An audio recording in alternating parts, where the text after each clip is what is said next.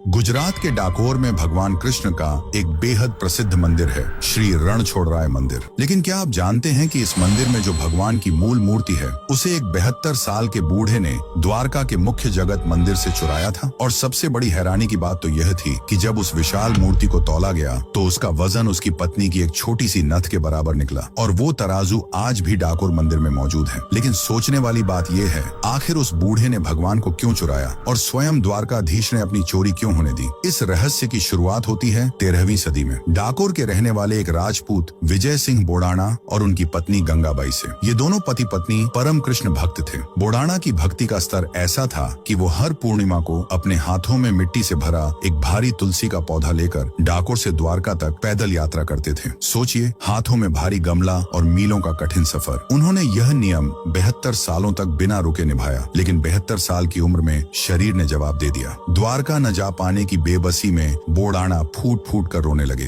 अपने भक्त के आंसू देखकर द्वारकाधीश का हृदय कांप उठा। उसी रात भगवान ने स्वप्न में आकर कहा, हे बोड़ाना, अब तुझे मेरे पास आने की जरूरत नहीं, तू बस बैलगाड़ी लेकर आ। तेरी इस भक्ति के लिए मैं खुद द्वारका छोड़कर तेरे साथ चलूंगा। बोड़ाना अपनी बैलगाड़ी लेकर द्वारका पहुंचे। आधी रात को द्वारकाधीश के मंदिर के भारी ताले अपने आप टूट गए। भगवान की विशाल मूर्ति खुद बैलगाड़ी में विराजमान हो गई। और रास्ते में जब बोड़ाना थक गए तो खुद भगवान ने बैलगाड़ी हाँकते हुए डाकोर की राह ली। सुबह गर्भगृह खाली देखकर द्वारका के पुजारियों के होश उड़ गए। अपनी आजीविका छिनने के डर से वे मूर्ति ढूंढते हुए डाकोर जा पहुंचे। उन्हें आता देख बोड़ाना घबरा गए और भगवान को सुरक्षित रखने के लिए तुरंत गोमती नदी के जल में छुपा दिया। लेकिन पुजारियों ने उन्हें पकड़ लिया। क्रोधित पुजारियों ने उस बूढ़े भक्त पर भाले से जोरदार वार कर दिया। लहूलुहान बोड़ाना गोमती नदी के किनारे गिर पड़े। ये खबर सुनते ही उनकी पत्नी गंगाबाई भागते हुए वहां पहुंची। अपने अंतिम क्षणों में बोड़ाना ने अपनी पत्नी की तरफ देखा और अपनी अंतिम सांसें लेते हुए कहा, गंगा, मेरे प्राण भले ही चले जाएं, लेकिन मेरे ठाकुर जी अब यहाँ से वापस द्वारका नहीं जाने चाहिए। यह कहकर बोड़ाना ने भगवान की उसी छिपी हुई मूर्ति के पास अपने प्राण त्याग दिए। लेकिन पुजारियों का लालच और क्रोध शांत नहीं हुआ। उन्होंने शर्त रखी कि मूर्ति के बदले उसके वजन के बराबर सोना देना होगा। तब गरीब गंगाबाई ने पति का आखिरी वचन याद कर अपनी छोटी सी सोने की नथ तराजू पर रख दी। पुजारियों ने मजाक उड़ाया, पर तभी एक महाचमत्कार हुआ। भगवान की वो विशाल मूर्ति उस छोटी सी नथ के बराबर हल्की हो गई और तराजू के दोनों पलड़े बराबर हो गए। उस दिन भगवान ने दुनिया को दिखा दिया कि वो सोने चांदी के नहीं बल्कि सिर्फ सच्चे भाव और प्रेम के भूखे हैं। मथुरा में युद्ध का मैदान छोड़ने के कारण भगवान कृष्ण को रणछोड़ कहा गया था। लेकिन डाकोर में वो इसलिए रणछोड़राय कहलाए क्योंकि उन्होंने अपने एक सच्चे भक्त के प्रेम के लिए अपनी पूरी द्वारका नगरी ही छोड़ दी। जय रणछोड़राय।